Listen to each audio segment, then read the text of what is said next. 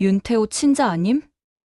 미정의 떨리는 목소리가 고요한 집안을 가른다. 바로 그때 태호가 집에 들어서고 서류를 본 순간 얼굴이 창백해진다. 어머니 지금 이게 무슨 뜻입니까?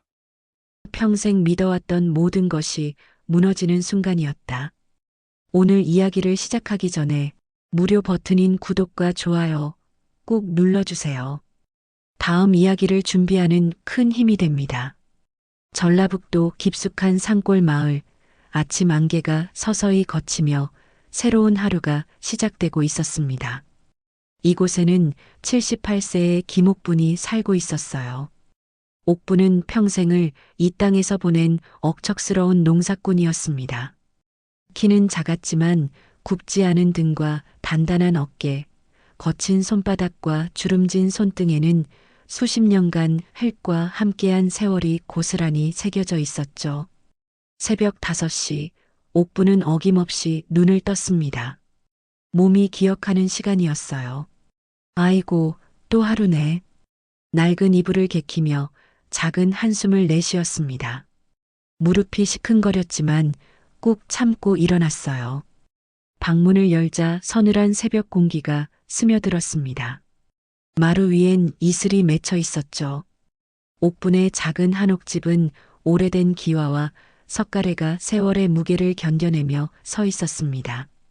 남편이 돌아가신 지 벌써 10년이 흘렀지만 여전히 옥분 혼자서 이 큰 집을 지키고 있었어요. 대청마루 위로는 아침 햇살이 비스듬히 들어와 먼지가 춤추고 있었습니다. 하루도 쉴 날이 없구나. 옥분은 빗자루를 들고 마루를 쓸기 시작했습니다. 쓸 때마다 나는 바스락 소리가 고요한 아침을 깨웠어요. 80에 가까운 나이지만 손놀림은 여전히 빨랐습니다. 평생 몸으로 일해온 사람의 몸짓이었죠. 마당으로 나온 옥부는 하늘을 올려다보았습니다. 오늘도 날씨가 좋네. 구름 한 점 없는 맑은 가을 하늘이었어요. 마당 한켠에는 옥분이 정성껏 가꾼 텃밭이 있었습니다. 고추는 빨갛게 익어가고 있었고 배추는 속이 꽉 차 보였어요. 얘들아, 잘 자랐니? 옥부는 물뿌리개를 들고 하나하나 정성스럽게 물을 주었습니다. 채소 하나하나가 마치 자식 같았어요. 고추를 만지며 흐뭇한 미소를 지었습니다. 올해 농사도 잘 됐구나. 감나무 아래에는 장독대가 줄지어 놓여 있었습니다. 옥부는 된장독 뚜껑을 열어보며 상태를 확인했어요. 좀 더 익어야겠네. 구수한 된장 냄새가 코끝을 스쳤습니다. 이 모든 것들이 옥분이 평생 쌓아온 삶의 결실이었어요. 꽃기호, 수탉이 우렁차게 울었습니다. 마당에서는 닭들이 모이를 찾아 돌아다니고 있었어요. 너희들도 배고프구나. 옥부는 사료통에서 옥수수를 꺼내 뿌려주었습니다.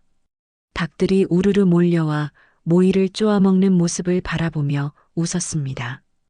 오전 9시쯤 대문 밖에서 발소리가 들렸습니다. 어머니, 안녕하세요. 막내딸 윤미정이 밝은 목소리로 인사하며 집 안으로 들어섰습니다. 45살의 미정은 단정한 옷차림에 따뜻한 미소를 지고 있었어요.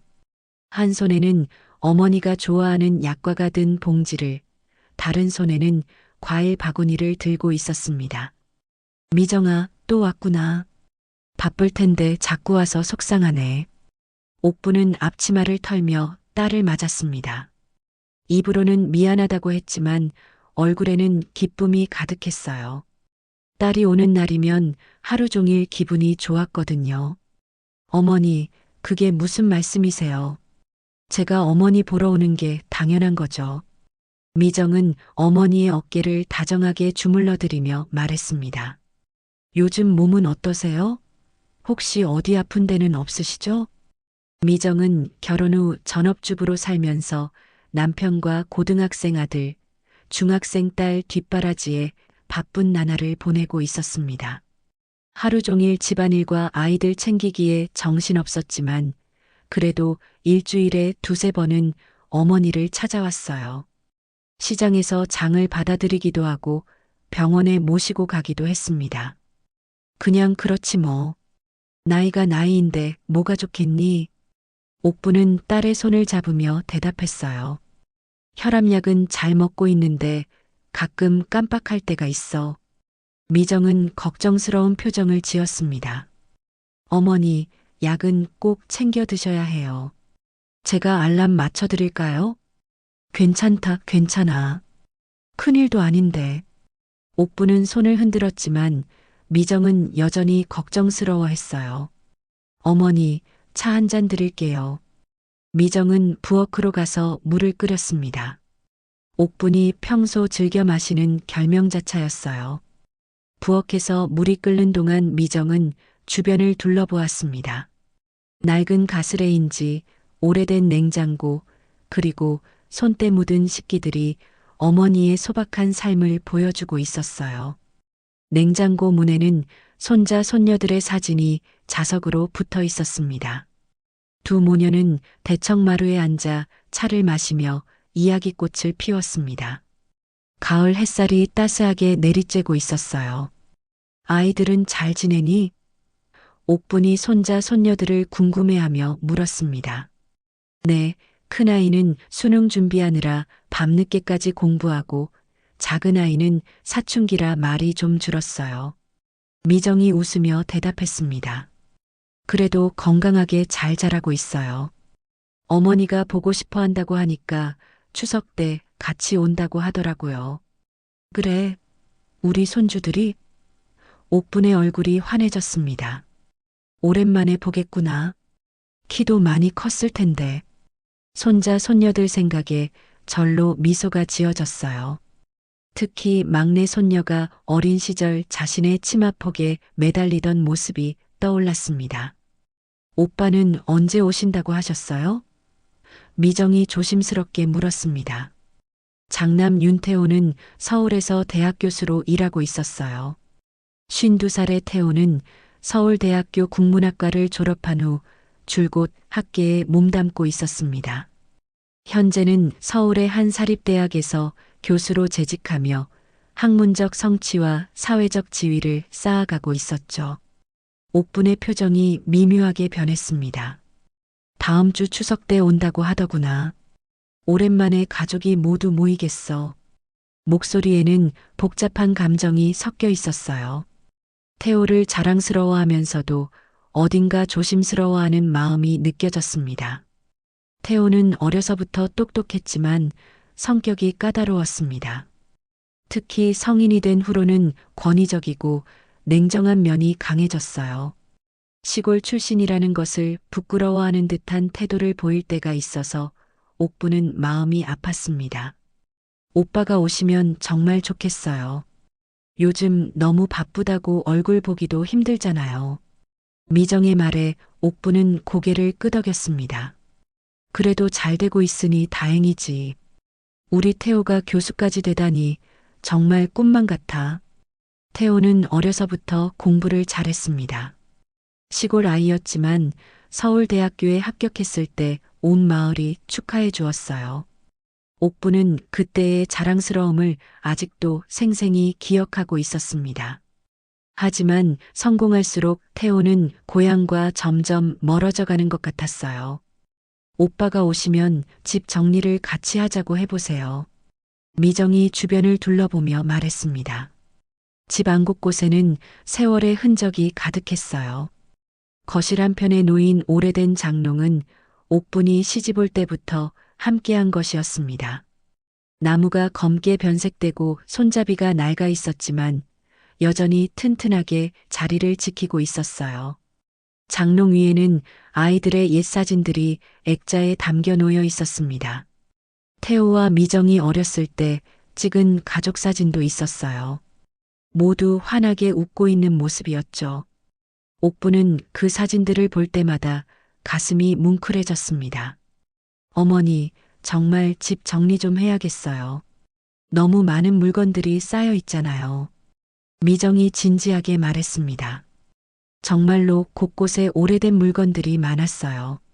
안 쓰는 그릇들, 낡은 옷가지들, 책들과 잡다한 생활용품들이 여기저기 쌓여 있었습니다. 옥부는 잠시 머뭇거리더니 고개를 끄덕였어요. 그래, 이제 정리할 때가 됐구나. 하지만 마음 한편으로는 불안함이 엄습했습니다. 혹시 감춰둔 것들이 발견되지는 않을까 하는 두려움이었어요. 창밖으로는 가을바람이 벼이삭을 흔들며 지나가고 있었습니다. 황금빛으로 물든 들판이 한없이 평화로워 보였어요. 하지만 옥분의 마음속에는 말할 수 없는 무거운 비밀이 자리 잡고 있었습니다. 추석을 일주일 앞둔 어느 오후 미정은 어머니와 함께 본격적인 집 정리에 나섰습니다. 어머니, 오빠 오기 전에 집을 깔끔하게 정리해봐요. 미정이 소매를 거두며 말했어요. 옥부는 조금 망설이는 듯 했지만 고개를 끄덕였습니다. 그래, 오랫동안 미뤄뒀는데 이제 해야지. 옥분의 목소리에는 어딘가 체념 같은 것이 섞여 있었어요. 마치 피할 수 없는 운명을 받아들이는 듯한 표정이었습니다. 미정은 어머니의 복잡한 심정을 알아차리지 못한 채 활기차게 정리를 시작했어요. 두 모녀는 거실 한편의 큰 장롱부터 정리하기로 했습니다. 옥분이 시집올 때부터 함께한 이 장롱에는 온갖 물건들이 빼곡히 들어 있었어요. 위쪽 칸에는 계절 옷가지들이, 아래쪽에는 이불과 요가 차곡차곡 정리되어 있었습니다. 어머니, 이 옷들은 언제 마지막으로 입으셨어요? 미정이 누런 저고리를 꺼내며 물었습니다. 옷에서는 오래된 나프탈렌 냄새가 코를 찔렀어요. 옷감은 시간의 흔적으로 빛이 발해 있었지만 여전히 단단해 보였습니다. 아이고, 그건 내가 어렸을 때 입던 건데. 옥분이 추억에 잠긴 듯 웃으며 대답했습니다. 이제 버려야겠네. 누가 입겠니? 하지만 마음 한편으로는 아쉬움이 밀려왔어요. 자식들과 함께한 소중한 추억이 담긴 옷들이었거든요. 어머니도 참, 왜 이런 걸 다 모아두셨어요? 미정이 옷가지들을 하나씩 꺼내며 말했어요. 어린 시절 자신과 오빠가 입었던 옷들, 돌아가신 아버지의 낡은 양복, 그리고 옥분이 젊었을 때 입었던 화려한 한복들이 차례로 나왔습니다. 버리기 아까워서 그랬지 뭐. 언젠가 쓸 일이 있을 줄 알았는데. 옥분이 한 벌 한 벌 만져보며 말했어요. 특히 남편의 양복을 볼 때는 눈가가 촉촉해졌습니다. 아버지가 결혼식 때 입었던 옷이야. 옷가지들을 하나씩 꺼내며 추억을 나누던 중 미정의 손이 장롱 깊숙한 구석에 닿았습니다. 여기 뭔가 있네요. 딱딱한 상자 같은 것이 손끝에 만져졌어요. 미정은 팔을 더 깊숙이 넣어 그것을 조심스럽게 꺼냈습니다. 낡은 나무 상자였어요. 크기는 성인 남자 손바닥 정도였고 표면은 오랜 세월로 인해 검게 변색되어 있었습니다. 모서리는 닳아서 둥그러졌고 자물쇠는 없었지만 낡은 끈으로 단단히 묶여 있었어요. 상자에서는 오래된 목재 특유의 퀴퀴한 냄새가 났습니다. 어머니, 이게 뭐예요? 미정이 호기심 어린 표정으로 상자를 들여다보며 물었습니다. 상자 표면에는 오래전에 새겨진 듯한 희미한 글자들이 보였어요. 옥분의 얼굴이 순간 굳어졌습니다. 아, 그건. 옥분이 말을 시작하려다 입을 다물었습니다. 손이 미세하게 떨리기 시작했어요. 가슴이 두근거렸습니다. 별거 아니야. 옛날 물건들이지 뭐. 그냥 두자. 하지만 미정은 이미 끈을 풀고 있었습니다. 어머니가 이렇게 깊숙이 소중히 보관하신 거 보니까 뭔가 중요한 게 들어있나 봐요.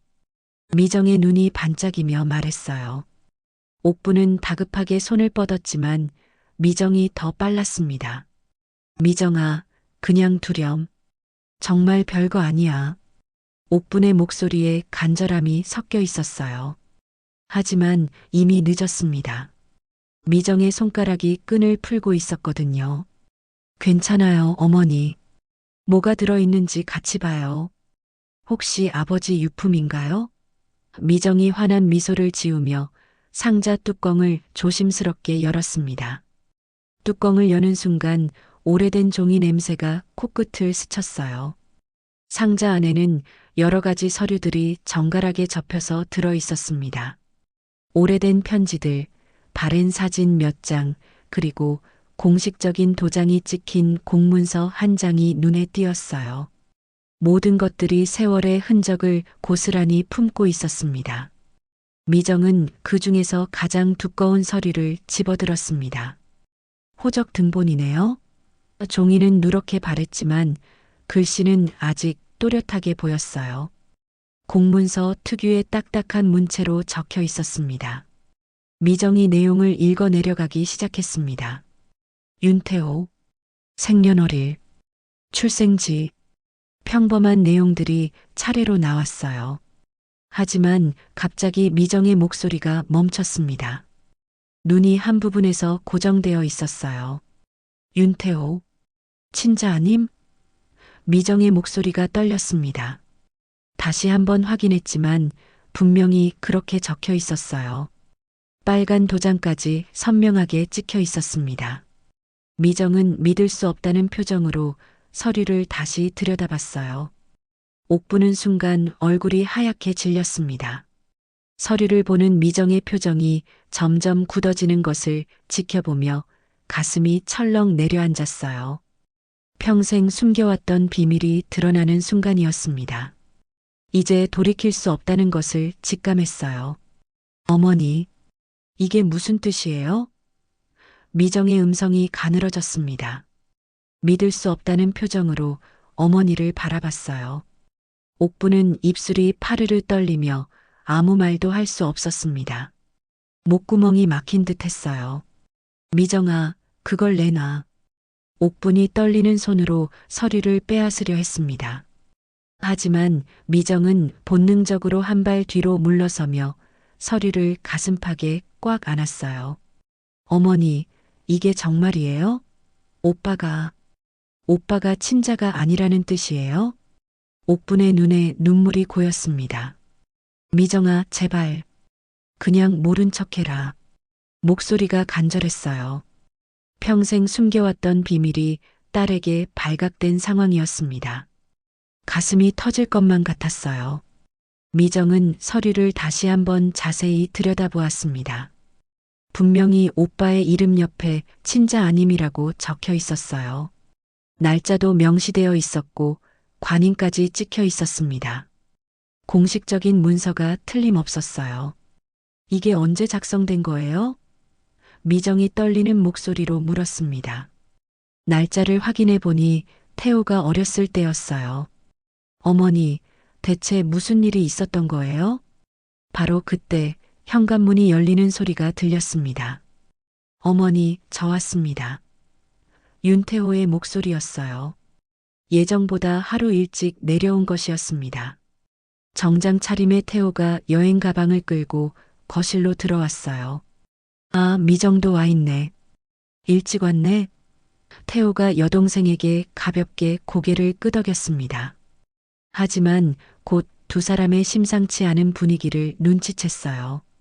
무슨 일이야? 왜 다들 그런 표정을 하고 있어? 태호는 장롱 앞에 흩어진 옷가지들과 열린 상자를 보며 상황을 파악하려 했습니다. 미정은 손에 든 서류를 등 뒤로 숨기며 망설였어요. 말해야 할지 말하지 말아야 할지 갈등이 되었습니다. 옥부는 애원하는 눈빛으로 딸을 바라보고 있었습니다. 미정아, 제발. 하지만 미정은 이미 결심을 굳혔어요. 오빠도 진실을 알 권리가 있다고 생각했거든요. 미정아, 무슨 일인지 말해봐. 태호가 한 걸음 다가왔습니다. 평소 권위적이던 목소리에 걱정이 섞여 있었어요. 오랜만에 내려온 집에서 벌어진 이상한 상황이 궁금했습니다. 미정은 더 이상 숨길 수 없다고 판단했습니다. 어머니의 간절한 표정을 보며 마음이 아팠지만 가족 간에는 진실이 우선이라고 생각했어요. 오빠, 이걸 봐요. 미정이 떨리는 손으로 서류를 내밀었습니다.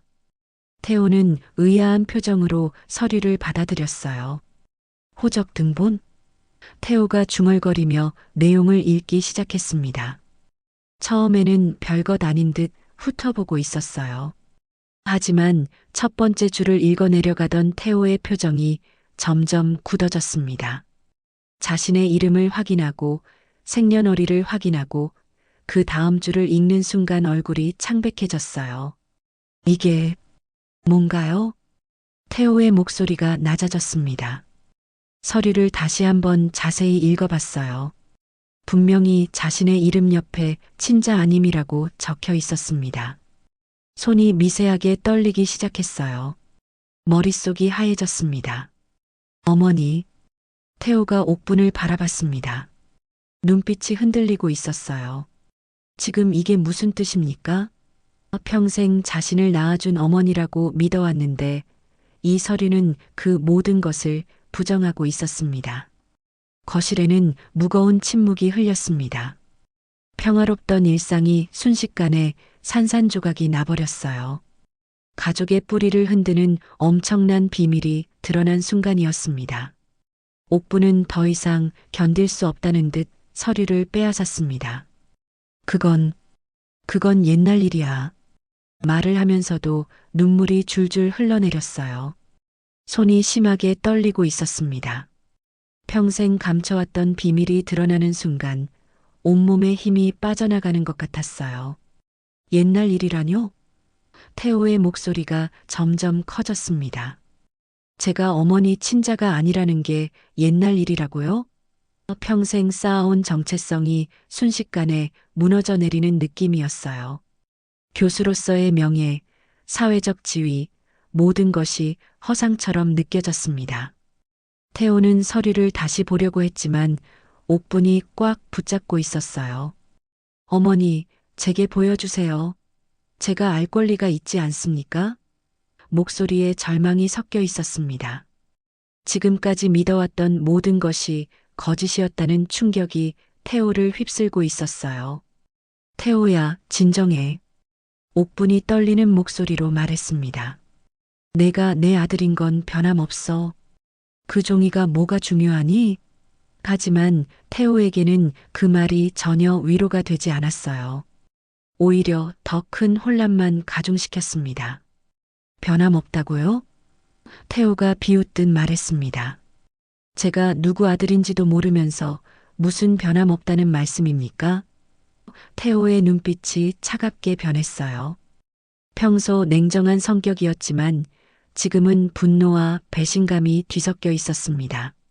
미정은 두 사람 사이에서 어찌할 바를 몰라 했습니다. 오빠, 일단 진정하고 이야기해요. 어머니도 힘드실 텐데.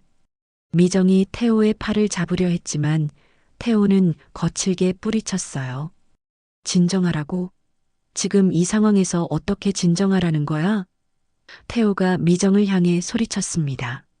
너는 친자니까 모르겠지만 나는 지금 내가 누군지도 모르겠어. 태호의 말에 미정은 가슴이 아팠습니다. 오빠가 이렇게 괴로워하는 모습을 본 적이 없었어요. 오빠, 그렇게 말하지 마요. 어머니가 얼마나 오빠를 사랑하는지 몰라요? 사랑?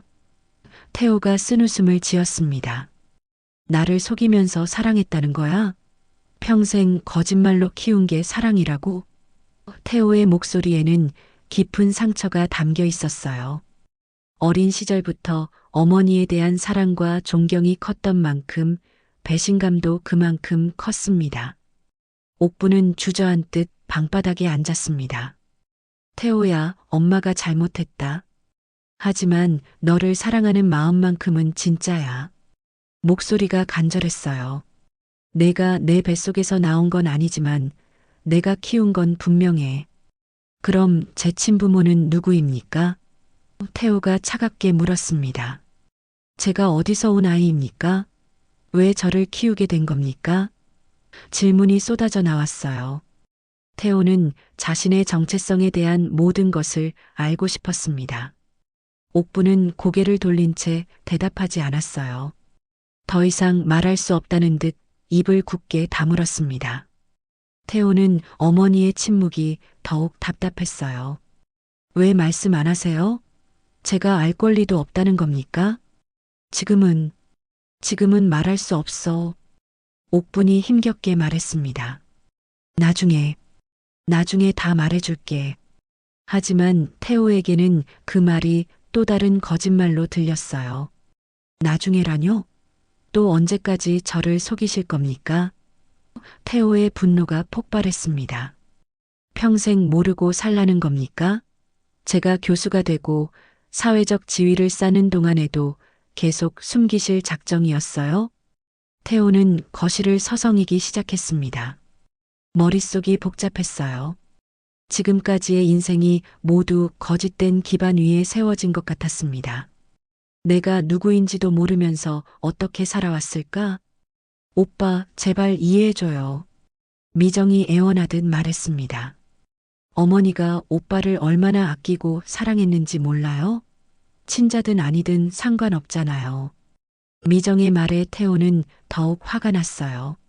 상관없다고? 태호가 미정을 노려봤습니다. 너는 친자니까 그런 말을 할 수 있는 거야. 나는 지금 내 뿌리가 뭔지도 모르겠어. 태호의 목소리가 절규에 가까웠습니다. 옥부는 눈물을 닦으며 일어났습니다. 태호야, 엄마가 정말 미안해. 하지만 내가 내 아들인 건 변함없어.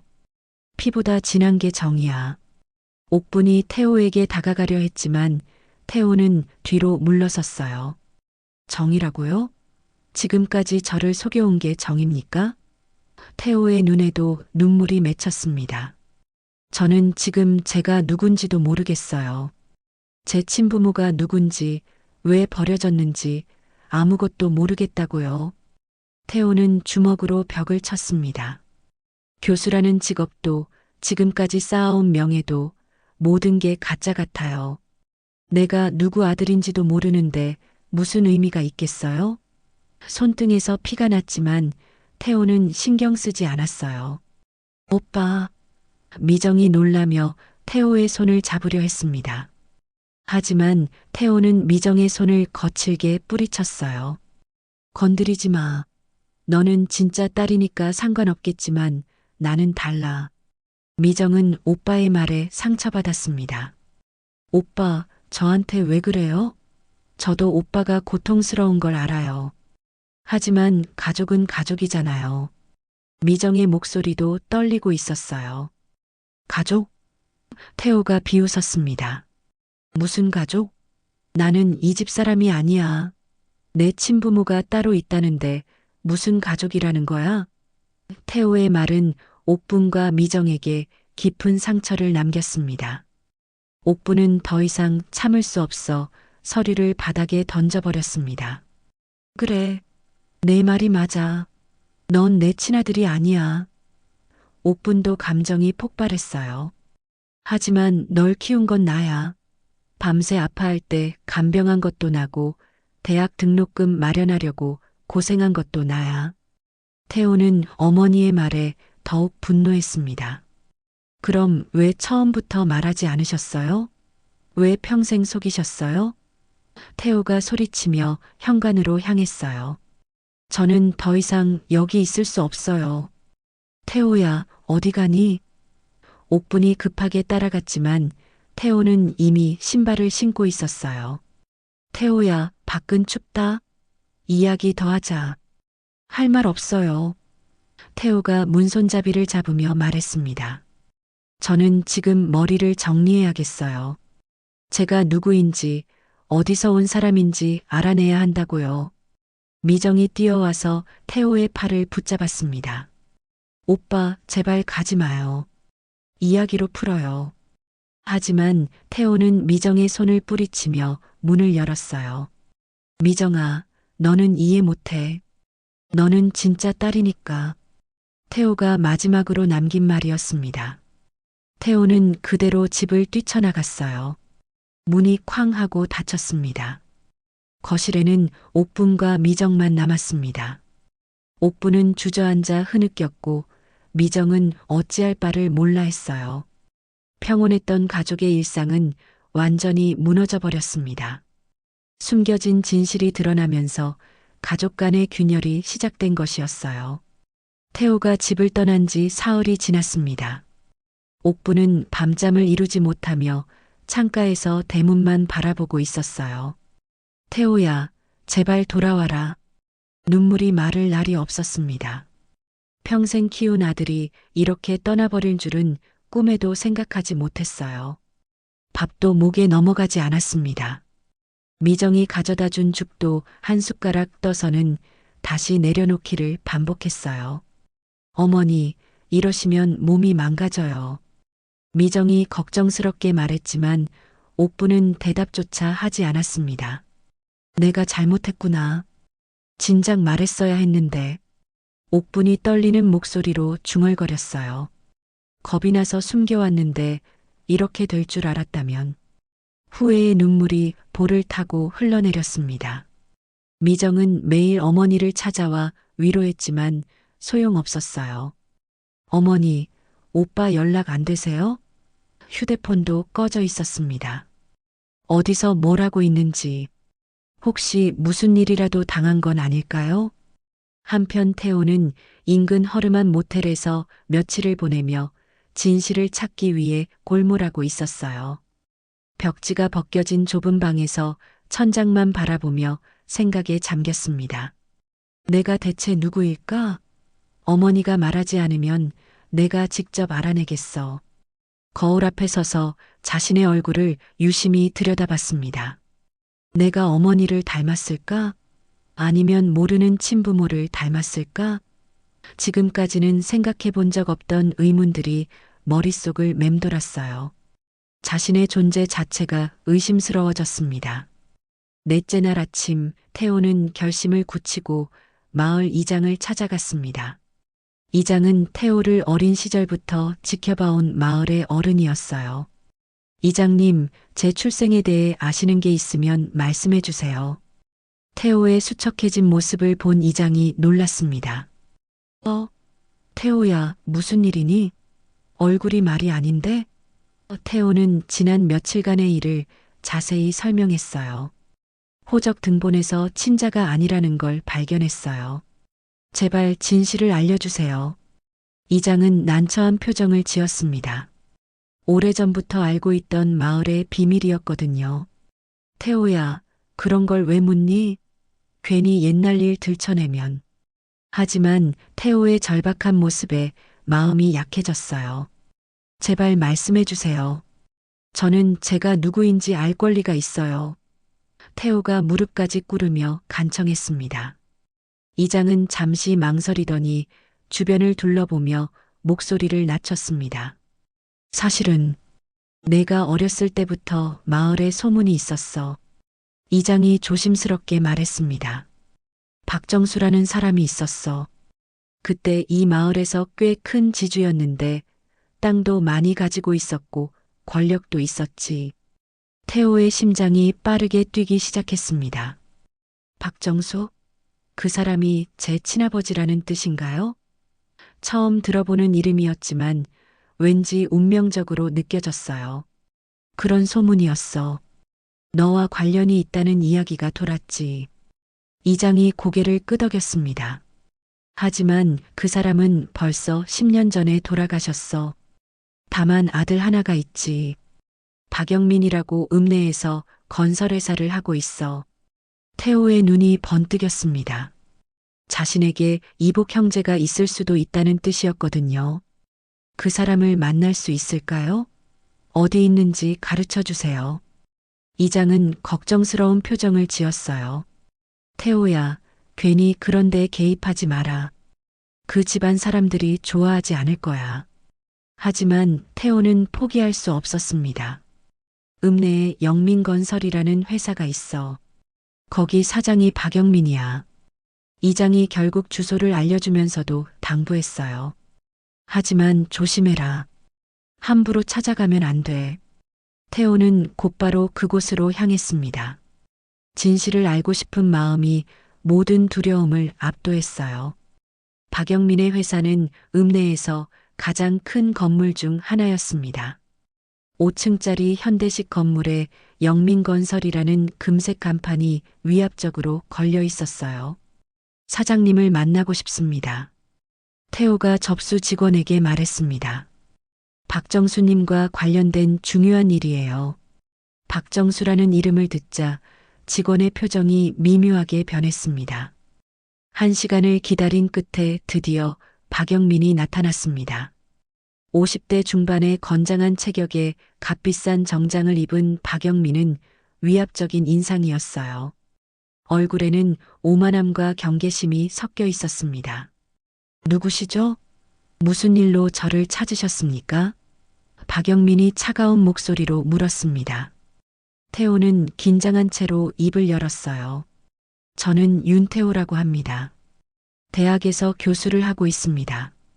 박정수님과 관련해서 여쭤볼 게 있어서 찾아왔습니다. 태호가 조심스럽게 말하자 박영민의 표정이 순간 굳어졌어요. 우리 아버지 이야기를 왜 하시는 거죠? 태호는 떨리는 목소리로 진실을 털어놨어요.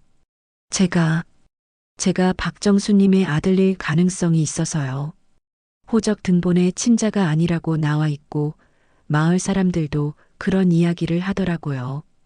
박영민은 태호를 위아래로 훑어보더니 비웃는 표정을 지었습니다. 무슨 말도 안 되는 소리를 하고 있는 거죠? 목소리에 경멸이 섞여 있었어요. 갑자기 나타나서 무슨 황당한 이야기를 하는 겁니까? 정말입니다. 태호가 급하게 손사래를 쳤어요. 저는 단지 진실을 알고 싶을 뿐이에요. 제가 누구인지 모르겠어요. 제발 도와주세요. 하지만 박영민의 반응은 예상과 달리 냉담했습니다. 우리 아버지는 그런 분이 아니었어요.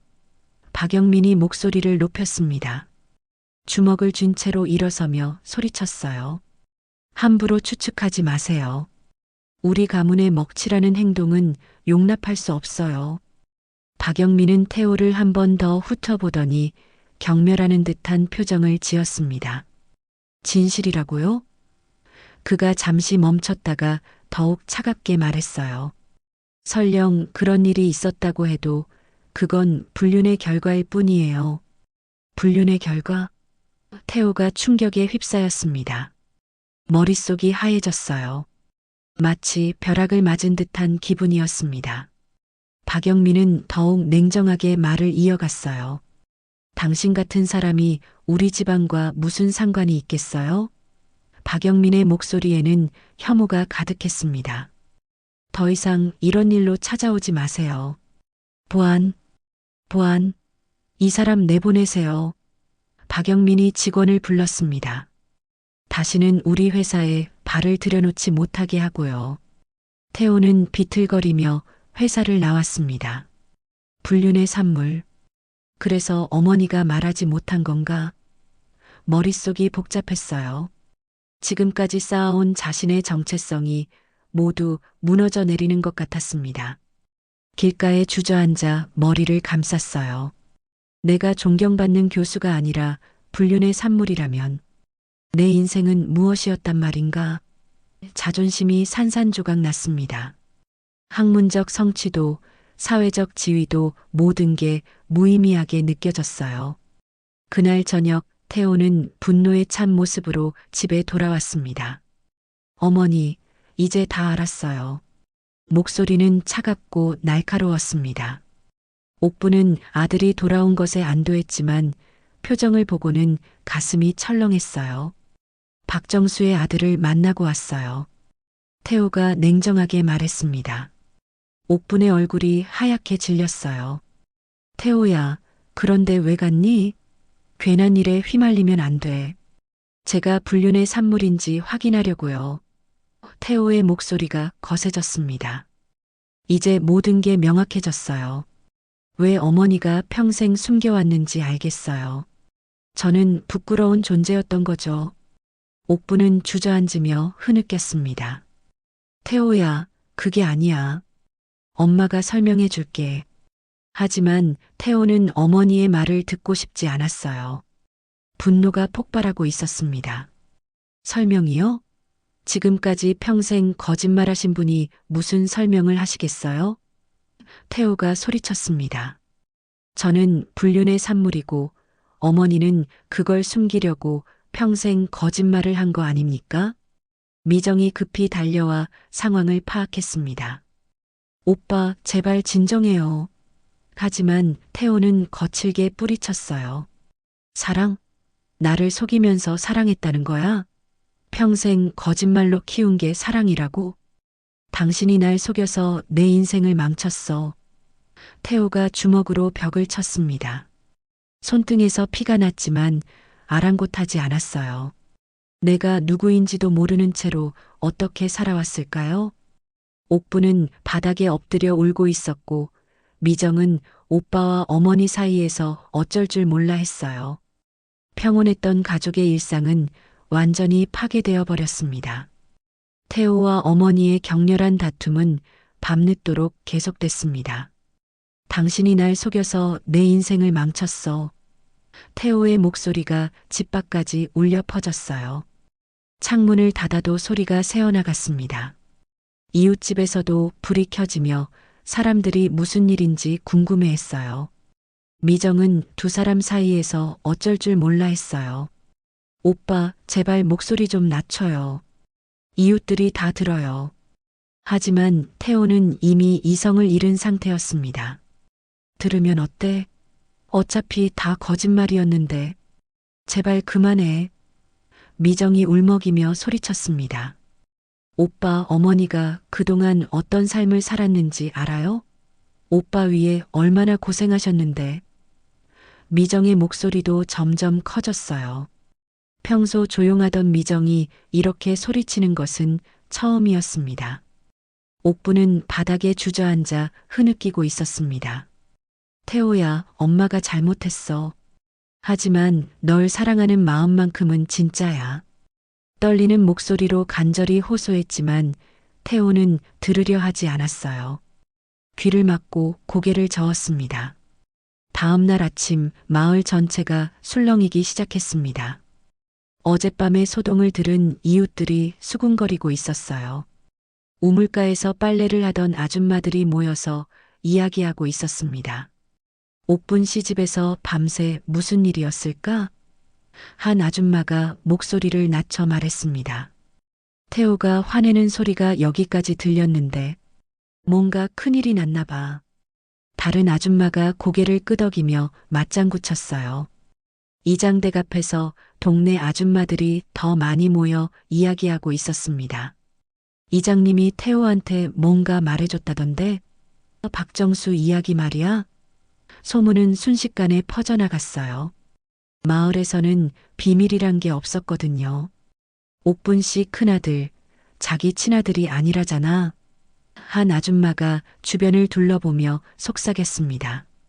그래서 그렇게 화를 냈나 보네. 박정수 씨 아들이라는 거지?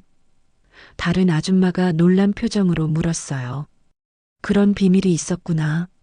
그럼 옥분 씨가 그동안 얼마나 힘들었을까? 나이든 아줌마 하나가 안타까워하며 말했습니다. 혼자 그 무거운 비밀을 안고 살았다니. 하지만 다른 아줌마들은 호기심이 더 많았어요. 소문은 마을 전체로 번져나갔습니다. 가게에서도 정류장에서도 심지어 교회에서도 사람들이 모이면 이 이야기였어요. 서울에서 교수한다던 그 아들 말이야. 그럼 박정수 씨 아들이라는 거야? 세상에 그런 일이. 며칠이 지나자 소문은 더욱 구체적으로 변했습니다. 태호가 박영민을 찾아갔다던데? 그랬더니 박영민이 쫓아냈다더라. 불륜의 산물이라고 했다잖아. 이야기는 점점 과장되고 왜곡되어 갔어요. 한편 태호가 근무하는 대학에도 어떤 경로로든 소문이 전해졌습니다. 어떤 학생이 고향이 같은 지역이었던 것 같았어요. 복도에서 동료 교수 하나가 태호를 조심스럽게 불렀습니다. 태호 교수, 혹시 시간 있을 때 얘기 좀 할 수 있을까요? 평소보다 어색한 표정이었어요. 무슨 일이세요? 태호가 피곤한 표정으로 물었습니다. 며칠째 제대로 잠을 자지 못한 탓에 얼굴이 말이 아니었어요. 동료 교수는 망설이며 말했습니다. 혹시 집안에 무슨 일이 있나요? 최근에 좀 이상한 소문들이. 말을 끝까지 하지 못하고 머뭇거렸어요. 태호는 가슴이 철렁했습니다. 무슨 소문 말씀이신가요? 태호가 예민하게 반응했습니다. 동료 교수가 어색하게 웃으며 대답했어요. 아니, 그냥 최근에 좀 힘들어 보여서요. 괜찮으시면 다행인데. 하지만 태호는 느낄 수 있었습니다. 동료들의 시선이 예전과 달라졌다는 것을요. 복도에서 마주칠 때마다 수군거리는 소리가 들렸어요. 저 사람 친자가 아니라던데. 출생에 비밀이 있다더라. 박정수라는 사람이. 학과 사무실에서도 분위기가 이상했습니다. 직원들이 태호를 보면 갑자기 조용해졌어요. 평소 친하게 지내던 조교도 어색하게 인사만 하고 지나갔습니다. 태호는 점점 고립되어 가는 것을 느꼈어요. 학과장이 태호를 불렀습니다. 태호 교수, 잠시 이야기 좀 하죠. 학과장실에 들어선 태호는 불안한 마음을 감출 수 없었어요. 학과장의 표정이 평소와 달랐거든요. 혹시 개인적인 문제 때문에 업무에 지장이 있는 건 아니죠? 학과장이 직설적으로 물었습니다. 무슨 말씀이신지. 태호가 당황하며 대답했습니다. 학과장은 조심스럽게 말했어요. 최근에 좀 이상한 소문들이 돌고 있어서요. 교수로서의 품위를 지켜주셨으면 합니다. 학과 이미지에도 영향을 줄 수 있거든요. 태호는 분노가 치밀어 올랐습니다. 소문이라니요? 구체적으로 무슨 소문 말씀이신가요? 하지만 학과장은 명확하게 답하지 않았어요. 그냥 조심하시라는 뜻입니다. 알아서 처리하시기 바랍니다. 수업 시간에도 학생들의 시선이 이상했습니다. 평소보다 웅성거림이 많았고 태호가 들어서면 갑자기 조용해졌어요. 뒷자리에서 몇몇 학생들이 휴대폰을 보며 속삭이는 소리가 들렸습니다. 교수님 괜찮으세요? 수업 후 한 학생이 걱정스럽게 물었습니다. 얼굴이 안 좋아 보여서요. 하지만 태호는 학생의 표정에서도 호기심을 읽을 수 있었어요. 진짜 걱정이라기보다는 궁금증에 가까웠습니다. 왜 그런 말을 하니? 태호가 예민하게 반응했습니다. 학생은 당황하며 대답했어요. 아니, 그냥 몸조리 잘하세요. 하지만 태호는 모든 것이 의심스러웠어요. 그날 저녁 태호는 다시 어머니 집으로 향했습니다. 분노가 가득한 얼굴로 문을 벌컥 열고 들어섰어요. 어머니, 이제 정말 모든 게 망가졌어요. 목소리가 떨리고 있었습니다. 옥부는 태호를 보자마자 가슴이 철렁했습니다. 며칠 만에 본 아들의 모습이 말이 아니었어요. 태호야, 무슨 일이니? 왜 그렇게 말랐니? 걱정스러운 목소리였습니다. 태호는 주먹을 쥔 채 소리쳤어요. 마을에 소문이 다 퍼졌어요. 대학에까지 알려졌다고요. 당신 때문에 내가 웃음거리가 됐어요. 목소리가 집안을 울렸습니다. 교수로서의 체면도 명예도 다 잃었어요. 태호가 계속 소리쳤습니다. 학생들이 수군거리고 동료들이 나를 이상하게 봐요. 학과장까지 경고했어요. 옥부는 쓰러지듯 주저앉으며 울기 시작했습니다. 태호야, 엄마가 잘못했어. 어떻게 하면 될까? 엄마가 어떻게 하면 되겠니? 절망에 찬 목소리였어요. 평생 지켜온 비밀이 이렇게 무너져 내릴 줄은 몰랐어요. 미정이 급히 달려왔습니다. 무슨 소리예요? 뭐가 어떻게 됐다는 거예요? 태호는 미정에게도 화를 냈어요. 다 알려졌어. 내가 친자가 아니라는 게, 불륜의 산물이라는 게. 오빠. 미정이 울부짖었습니다. 어머니가 그동안 어떤 삶을 살았는지 알아요? 오빠 위에 얼마나 고생하셨는데. 미정의 목소리에도 분노가 섞여 있었어요.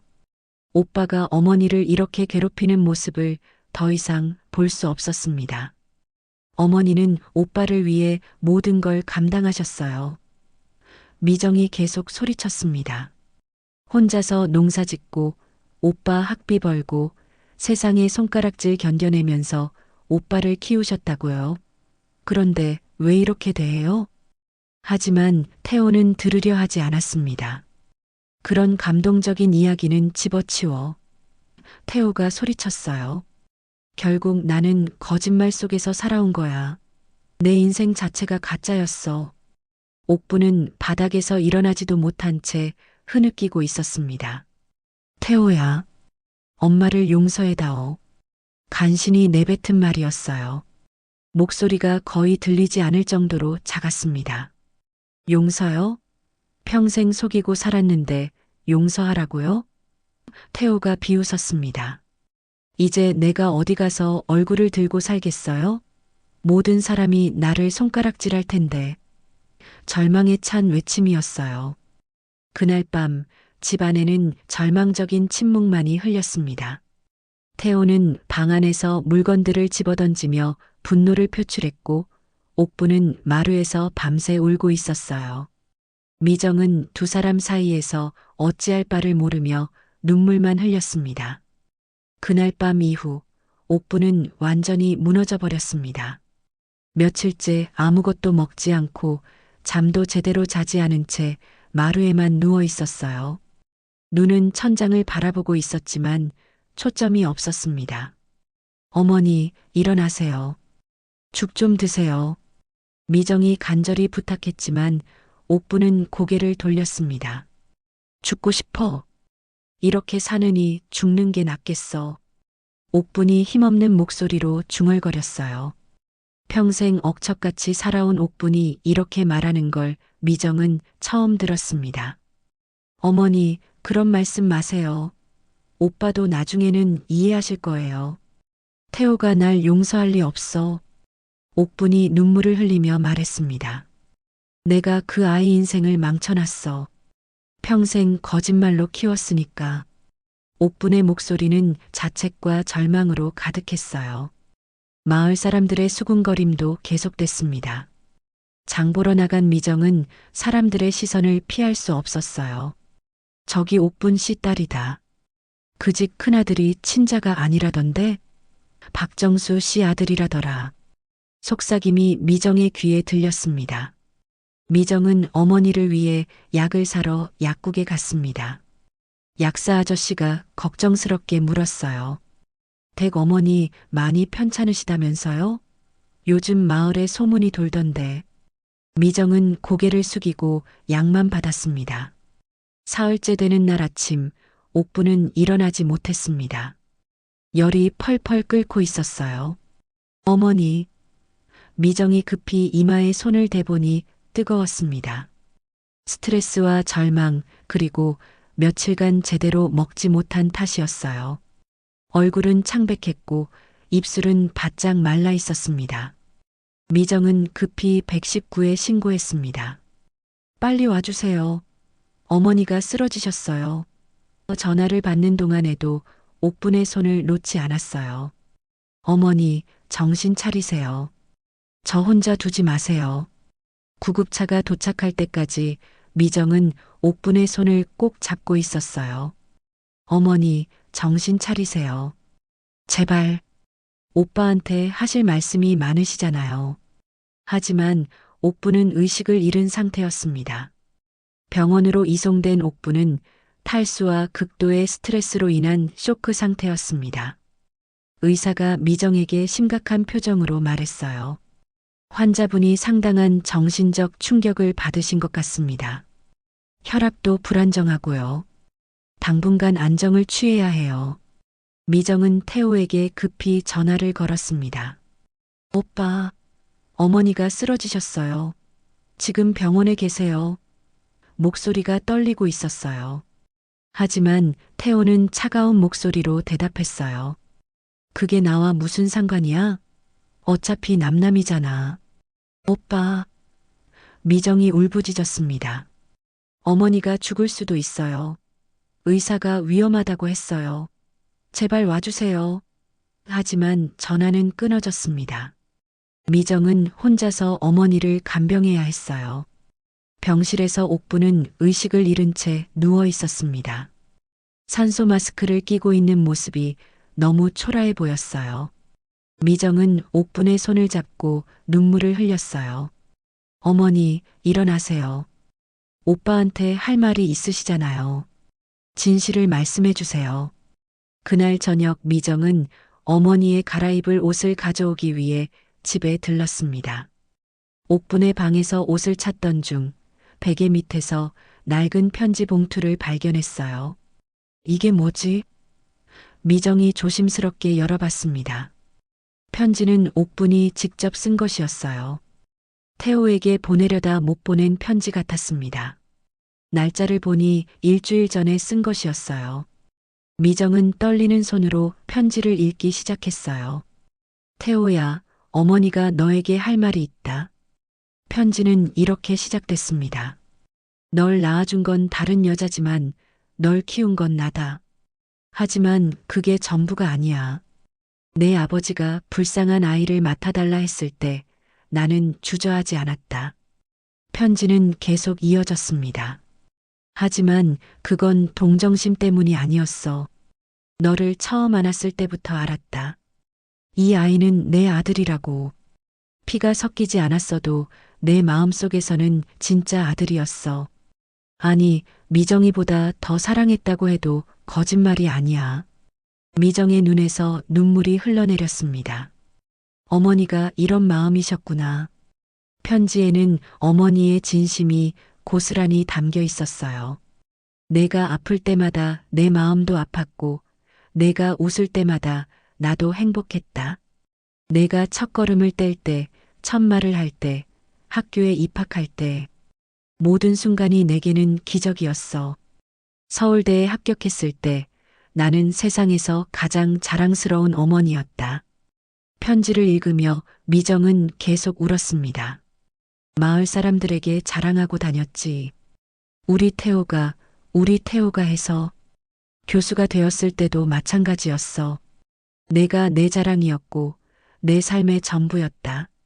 편지의 중간 부분에는 옥분의 후회가 담겨 있었습니다.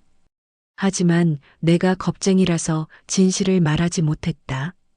내가 나를 떠날까봐, 나를 미워할까봐 무서웠어. 내가 다른 어머니를 찾아갈까봐 두려웠지. 그 무서움 때문에 널 더 큰 상처로 이끌고 말았구나. 마지막 부분이 가장 가슴 아팠습니다. 태호야, 엄마를 용서해다오. 그리고 기억해다오. 세상에 피보다 진한 것이 어머니의 사랑이라는 걸. 너는 세상 그 누구보다 소중한 내 아들이야. 진짜 아들이야. 그건 평생 변하지 않을 거야. 만약 내가 죽거든 미정이에게 이 편지를 주거라. 그리고 내가 행복했으면 좋겠다. 엄마 없이도 행복했으면 좋겠어. 사랑한다. 내 아들아. 편지는 거기서 끝났습니다. 미정은 편지를 꼭 안고 흐느꼈습니다. 오빠가 이걸 봐야 해. 어머니의 진짜 마음을 알아야 한다고. 미정은 편지를 가지고 급히 병원으로 돌아갔어요. 병실에서 옥부는 여전히 의식이 없었습니다. 의사가 미정을 불러 심각하게 말했어요. 환자분 상태가 좋지 않습니다. 깨어날지 확실하지 않아요. 가족들을 불러두시는 게 좋겠습니다. 미정은 다시 태호에게 전화를 걸었습니다. 오빠, 어머니가 정말 위험해요. 의사가 가족을 부르라고 해요. 이번에는 목소리에 절박함이 더 많이 담겨 있었어요. 태호도 심상치 않음을 느꼈습니다. 정말이야? 그렇게 심각해? 태호의 목소리에도 당황이 섞여 있었어요. 네, 제발 와주세요. 그리고 오빠가 꼭 봐야 할 게 있어요. 어머니가 오빠한테 쓰신 편지예요. 미정이 울먹이며 말했습니다. 태호는 잠시 망설이더니 대답했어요. 알았어. 지금 간다.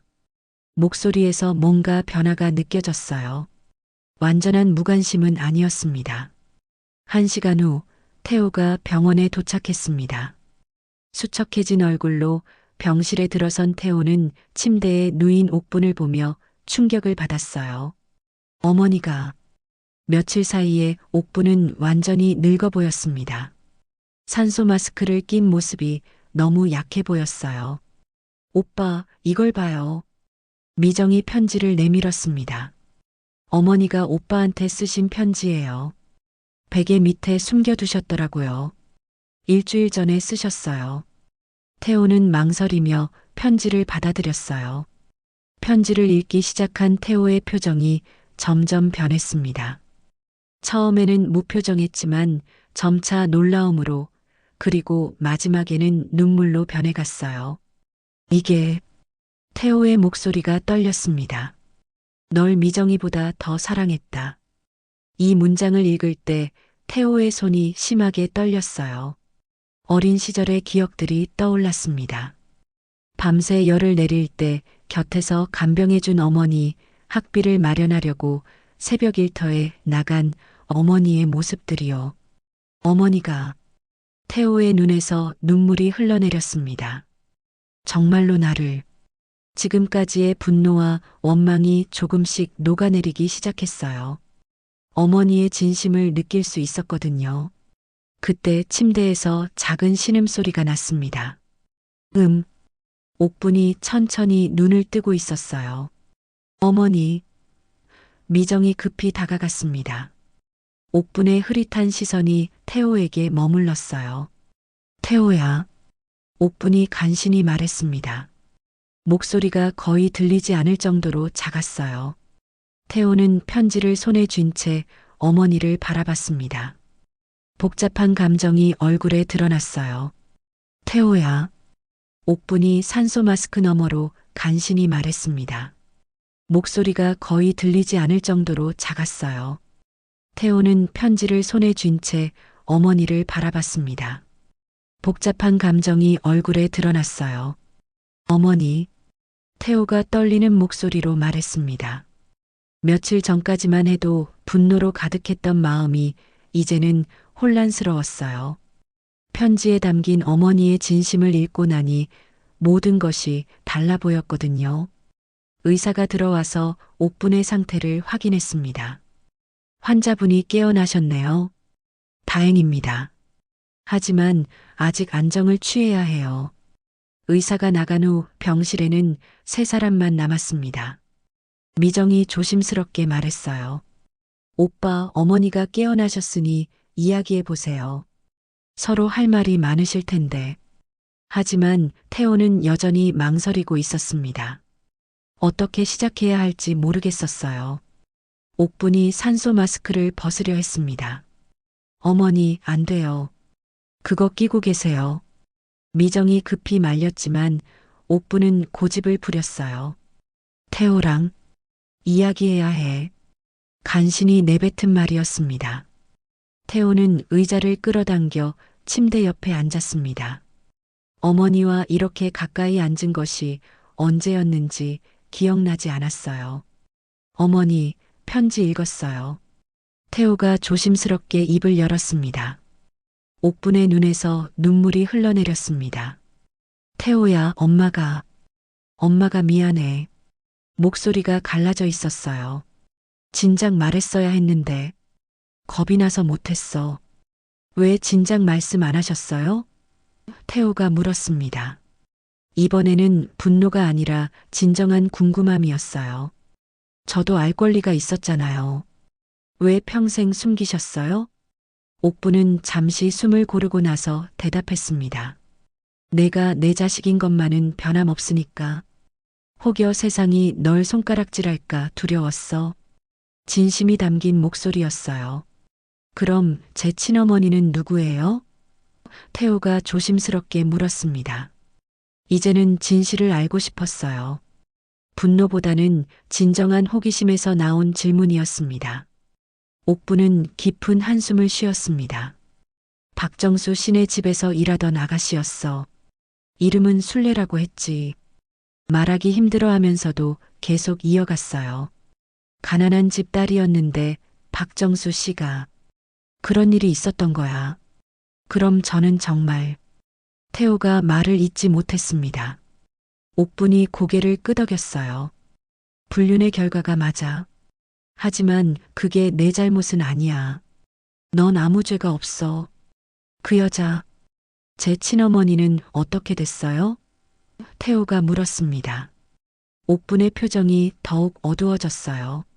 아이를 낳고 얼마 안 돼서 산후병으로 세상을 떠났어. 갈 곳도 없던 아이를 내 아버지가 데려온 거야. 미정도 처음 듣는 이야기였습니다. 그래서 아버지가 오빠를 데려오신 거구나. 미정이 중얼거렸어요. 옥분이 고개를 끄덕였습니다. 내 아버지가 그러더라. 이 아이한테는 죄가 없다고, 우리가 키워야 한다고. 옥분의 목소리에 추억이 담겨 있었어요. 처음엔 나도 망설였어. 남의 아이를 키운다는 게 쉬운 일이 아니잖니. 하지만 널 처음 안았을 때 옥분이 태호를 바라봤습니다. 정말 신기했어. 마치 내가 낳은 아이 같은 느낌이 들었지. 그때부터 넌 내 아들이었어. 진짜 내 아들이었다고. 태호의 눈에서 눈물이 흘러내렸습니다. 어머니가 저를 그렇게 생각하셨다니. 어린 시절의 기억들이 하나씩 떠올랐어요. 어머니가 자신을 대하던 따뜻한 시선, 아플 때 밤새 간병해주던 모습들이요. 학교에서 친구들이 어머니를 닮지 않았다고 놀릴 때도 있었잖아요. 태호가 말했습니다. 그때 어머니는 뭐라고 하셨는지 기억나세요? 옥분이 미소를 지었어요. 아빠를 닮았다고 했지. 그리고 넌 어머니 마음을 닮았다고 했어. 그때의 기억이 두 사람에게 동시에 떠올랐습니다. 정말 그랬죠. 태호가 웃음을 터뜨렸어요. 어머니는 항상 저를 다른 아이들과 똑같이 대해주셨어요. 아니, 더 잘해주셨어요. 이제야 어머니의 마음을 이해할 수 있었습니다. 미정이가 태어났을 때도 질투하지 않았니? 옥분이 물었습니다. 태호는 고개를 저었어요. 아니요. 어머니가 저를 소외시키지 않으셨거든요. 오히려 미정이를 더 잘 돌봐주라고 하셨죠. 미정이 울먹이며 말했어요. 어머니는 정말 공평하게 사랑해 주셨어요. 저도 오빠가 친오빠가 아니라는 걸 전혀 몰랐어요. 가족의 사랑이 얼마나 깊었는지 새삼 느껴졌습니다. 어머니, 태호가 조심스럽게 옥분의 손을 잡았습니다. 거친 손이었지만 따뜻했어요. 제가 어머니를 오해했어요. 속았다고 생각했는데 사실은 어머니가 저를 더 사랑해 주신 거였네요. 옥분도 태호의 손을 꼭 잡았습니다. 태호야, 이제 알겠니? 피보다 깊은 게 어머니의 사랑이라는 걸. 두 사람의 손이 맞잡힌 순간 그동안의 오해와 상처가 서서히 치유되기 시작했어요. 제가 박영민을 만나러 갔을 때 태호가 말했습니다. 그 사람이 저를 불륜의 산물이라고 했어요. 그때 정말 절망스러웠어요. 목소리에 아픔이 담겨 있었어요. 그래서 엄마가 더 무서웠던 거야. 옥분이 설명했어요. 세상 사람들이 널 그런 시선으로 볼까봐, 내가 상처받을까봐 말하지 못했어. 어머니의 걱정이 얼마나 깊었는지 알 수 있었습니다. 하지만 이제 알겠어요. 태호가 확신에 찬 목소리로 말했습니다. 제가 누구에게서 태어났는지는 중요하지 않아요. 누가 저를 키웠는지, 누가 저를 사랑했는지가 중요한 거죠. 미정이 두 사람을 번갈아 보며 웃었습니다. 이제 우리 가족이 다시 하나가 됐네요. 병실 안에는 따뜻한 분위기가 흘렸어요. 그동안의 갈등과 상처가 치유되고 있었습니다. 어머니, 앞으로는 비밀 없이 살아요. 태호가 말했습니다. 서로 솔직하게 이야기하고요. 옥분이 고개를 끄덕였어요. 그래, 그렇게 하자. 그리고 어머니. 태호가 잠시 멈췄다가 말했습니다. 제가 어머니를 화나게 해드려서 죄송해요. 앞으로는 진짜 효자가 될게요. 진심이 담긴 약속이었어요. 옥부는 태호의 손을 더욱 꼭 잡았습니다. 태호야, 내가 살아있는 것만으로도 엄마는 행복해. 내가 건강하고 행복하면 그걸로 충분하다. 어머니의 무조건적인 사랑이 느껴졌습니다. 밖에서는 해가 지고 있었습니다. 하지만 병실 안은 따뜻한 가족의 사랑으로 가득했어요. 진실이 드러났지만 가족의 사랑은 더욱 깊어졌습니다. 피보다 진한 것이 바로 이런 사랑이라는 것을 모두가 깨달았어요. 태호는 어머니의 손을 잡고 조용히 말했습니다. 어머니, 저는 평생 어머니의 아들이에요. 그 누구도 바꿀 수 없는 진짜 아들이요. 옥분이 태어난 지 한 달이 지났습니다. 가을이 깊어가는 시골 마을에는 다시 평온이 찾아왔어요. 하지만 예전과는 다른 평온이었습니다. 진실을 마주한 후에 성숙한 평온이었어요. 옥부는 건강을 되찾아가고 있었고 얼굴에는 다시 생기가 돌았습니다. 마을 사람들의 수군거림도 점차 잦아들었습니다. 처음에는 호기심 어린 시선들이 있었지만 시간이 지나면서 사람들도 익숙해졌어요. 우물가에서 만난 아줌마 하나가 말했습니다. 옥분 씨가 참 대단한 분이야. 남의 아이를 그렇게 잘 키우다니. 맞아요. 혈육이 아닌데도 저렇게 사랑으로 키웠으니. 다른 아줌마가 맞장구 쳤어요. 이제는 오히려 옥분을 존경하는 목소리가 더 많았습니다. 진정한 어머니의 사랑이 무엇인지 사람들도 깨달았거든요. 태호는 서울로 돌아가서 다시 교수 생활을 시작했어요. 하지만 예전의 태호가 아니었습니다. 학생들에게 더욱 따뜻하게 다가갔고 권위적이던 모습도 많이 부드러워졌어요. 복도에서 학생들과 마주칠 때마다 먼저 인사를 건넸습니다.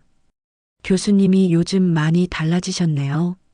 한 학생이 수업 후에 말했습니다. 어떻게 달라졌는데? 태호가 웃으며 물었어요. 더 인간적이세요.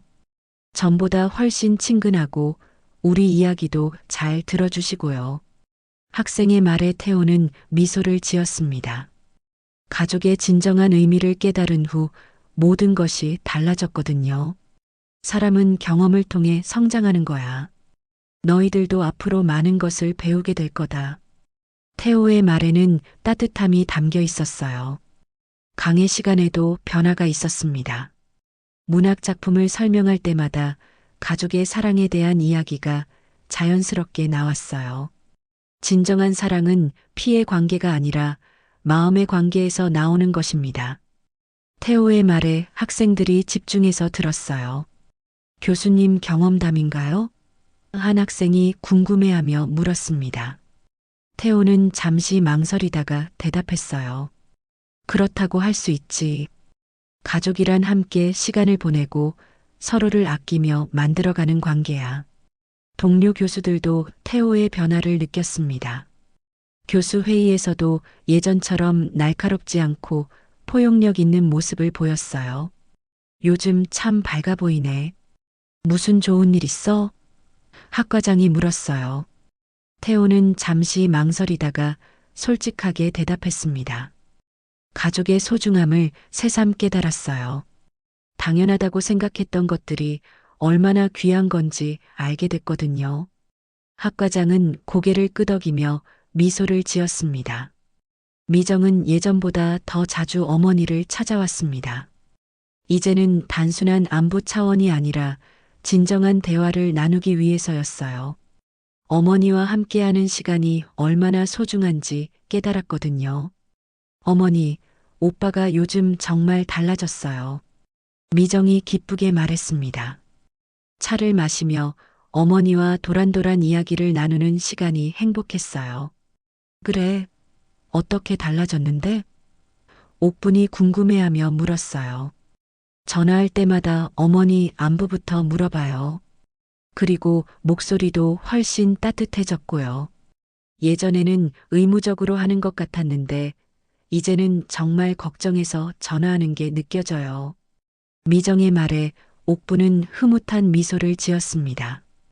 태호는 이제 일주일에 한 번씩은 꼭 어머니께 안부 전화를 드렸어요. 어머니, 뭐 하세요? 요즘 몸은 어떠세요? 목소리에서 진심 어린 걱정이 느껴졌습니다. 예전의 의무적이고 형식적인 전화와는 완전히 달랐어요. 태호야, 괜찮다. 미정이가 잘 돌봐주고 있어. 너는 공부하느라 바쁠 텐데 자꾸 전화해서. 옥분이 미안해하며 말했습니다. 하지만 속으로는 아들과의 대화를 즐거워했어요. 어머니, 바쁜 게 뭐가 중요해요? 어머니 건강이 가장 중요하죠. 이번 주말에 내려갈게요. 미정이랑 같이 맛있는 거 해드릴게요. 태호의 제안에 옥부는 기뻤어요. 아들이 직접 요리를 해준다니 상상만으로도 행복했습니다. 추석이 다가왔습니다. 작년과는 달리 온 가족이 화목하게 모였어요. 태호는 일찍 내려와서 어머니를 위해 직접 음식을 준비했습니다. 시장에서 신선한 재료를 사와서 정성스럽게 요리했어요. 오빠가 요리를 이렇게 잘했나? 미정이 놀라며 말했어요. 태호가 만든 나물과 전을 맛보니 정말 맛있었거든요. 어머니한테 배웠어요. 어렸을 때 옆에서 보면서 태호가 대답했습니다. 어린 시절의 따뜻한 기억들이 되살아났어요. 어머니가 명절 음식을 만들 때 옆에서 구경하던 모습, 가끔 심부름을 시키며 요리법을 알려주던 모습들이요. 그때는 몰랐는데 다 기억하고 있었네요. 저녁 식사 시간 가족들은 둘러앉아 이야기꽃을 피웠습니다. 예전처럼 어색하지 않고 자연스러웠어요. 어머니, 제가 어렸을 때 가장 기억에 남는 일이 뭔지 아세요? 태호가 물었어요. 옥분이 고개를 갸웃거렸습니다. 뭔데? 초등학교 때 제가 아파서 학교를 못 간 적이 있잖아요. 그때 어머니가 하루 종일 제 곁에 있어 주셨어요. 태호의 목소리에 감사함이 담겨 있었어요. 죽도 끓여주시고 이마에 수건도 올려주시고 그때 정말 행복했어요. 아픈 게 다 나은 것 같았거든요. 태호의 말에 옥분의 눈가가 촉촉해졌습니다. 아이고, 그런 것도 다 기억하고 있니? 옥분이 웃으며 말했습니다. 엄마는 당연한 일을 한 건데, 자식이 아프면 어미가 돌보는 게 당연하지. 하지만 태호에게는 그 모든 것이 소중한 추억이었어요. 어머니가 해주신 모든 일이 당연한 게 아니었어요. 태호가 진지하게 말했습니다. 남의 아이를 내 자식처럼 키운다는 게 얼마나 어려운 일인데요. 어머니는 정말 대단한 분이세요. 존경합니다. 미정도 맞장구 쳤어요. 맞아요. 어머니는 정말 훌륭한 분이세요. 저도 나중에 어머니처럼 살고 싶어요. 그렇게 무조건적으로 사랑할 수 있는 사람이 되고 싶어요. 가족의 사랑이 얼마나 귀한 것인지 모두가 깨달았습니다. 며칠 후 마을에서 작은 소동이 있었습니다. 박영민이 사업상 문제로 경찰서에 불려갔다는 소문이 돌았어요. 건설 과정에서 부정이 발견되었다는 이야기였습니다. 마을 사람들은 수군거렸어요. 박영민 씨가 그렇게 잘난 척하더니 결국 이런 일이. 태호를 그렇게 무시했는데 이제 보니까 누가 더 훌륭한 사람인지 알겠네. 사람들의 반응은 엇갈렸습니다. 하지만 태호는 전혀 개의치 않았어요. 미정이 이 소식을 태호에게 전했을 때 태호는 의외의 반응을 보였습니다. 안 됐네요. 아무리 그래도 가족들이 힘들겠어요. 복수나 기쁨이 아닌 진정한 안타까움이었어요. 오빠, 그 사람이 오빠를 그렇게 무시하고 모욕했는데도 그래요? 미정이 놀라며 물었어요. 태호는 고개를 저었습니다. 그건 그 사람의 잘못이었지만 지금 일은 또 다른 문제잖아요. 가족은 죄가 없어요. 그 말을 들은 옥부는 태호를 자랑스럽게 바라봤습니다. 정말 어른이 됐구나. 마음도 넓어졌고 태호의 성숙한 모습에 감동했어요. 고통을 통해 더 깊은 인간이 된 것이었습니다. 한 달 후, 태호는 특별한 제안을 했습니다. 어머니, 호적을 정정하는 게 어떨까요? 정식으로 어머니 아들로 등록하는 거예요. 법적으로도 진짜 가족이 되는 거죠. 하지만 옥부는 고개를 저었어요. 그럴 필요 없어. 호적이 뭐가 중요하니? 종이 한 장이 뭘 바꾸겠어. 옥분이 웃으며 말했습니다. 태호도 고개를 끄덕였어요. 맞아요. 호적이 뭐가 중요합니까? 제 어머니는 평생 저를 키워주신 분 한 분뿐입니다. 옥부는 눈시울을 붉히며 조용히 대답했습니다. 내 아들아. 그 한마디에 모든 것이 담겨 있었어요. 피보다 깊은 사랑, 시간이 만들어낸 진정한 가족의 의미가요. 저녁 노을이 창문을 통해 들어왔습니다. 세 사람은 서로를 바라보며 미소 지었어요. 상처 속에서 다시 서로를 껴안은 가족, 새로운 사랑의 형태로 거듭난 가족이었습니다. 진실이 드러났지만 사랑은 더욱 깊어졌어요. 오늘도 끝까지 함께 해주셔서 감사합니다. 구독과 좋아요, 댓글로 마음을 나눠주시면 더 좋은 이야기로 보답하겠습니다.